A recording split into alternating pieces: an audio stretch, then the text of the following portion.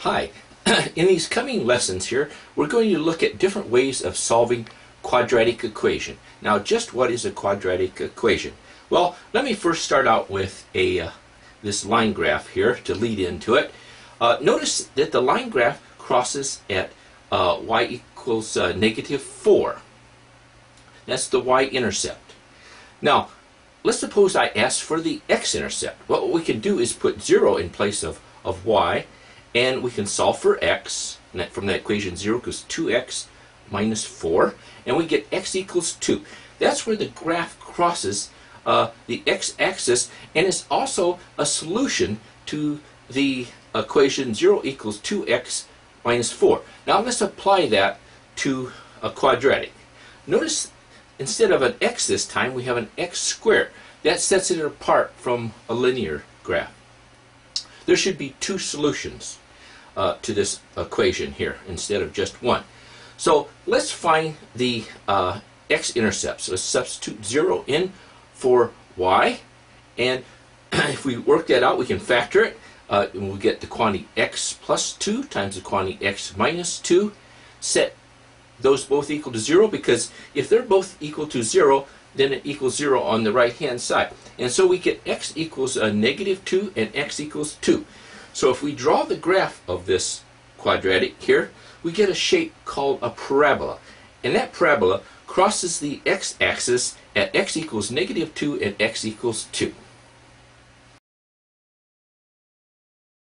In this lesson here. Now, here's the general form of a quadratic equation. So let's make it something workable. So let's let a equal 2, b equals -9, and c equals -18, and substitute those in to that general formula there. So now let's take this quadratic and solve it, and let's solve it by factoring. So when we factor this, we'll get the quantity 2x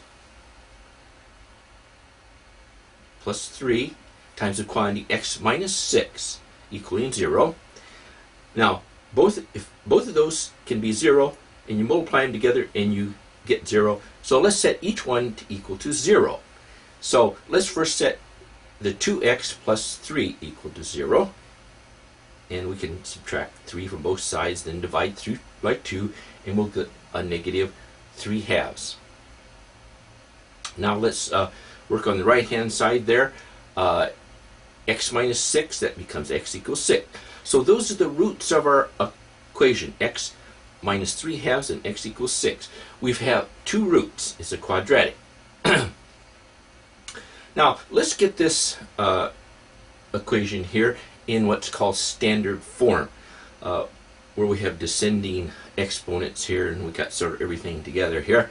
So let's add 9 to both sides, and then we can factor in, and this will get us the quantity x minus 3 times x minus 3.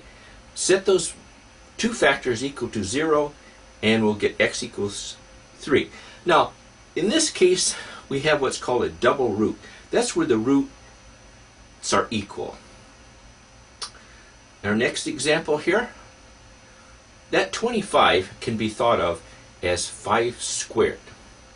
So what we have here, x squared minus 5 squared, is the difference of two squares. So we could easily factor that into the quantity x minus 5 times the quantity x plus 5. Set each one of those equal to 0, and we'll get x equals 5 and x equals -5 as our roots to this quadratic. Alright, continuing on here, let's again get this into standard form. We'll subtract 10 from each side, and then we'll go ahead and factor this, and with the quantity x plus 2 times the quantity x minus 5 equaling 0.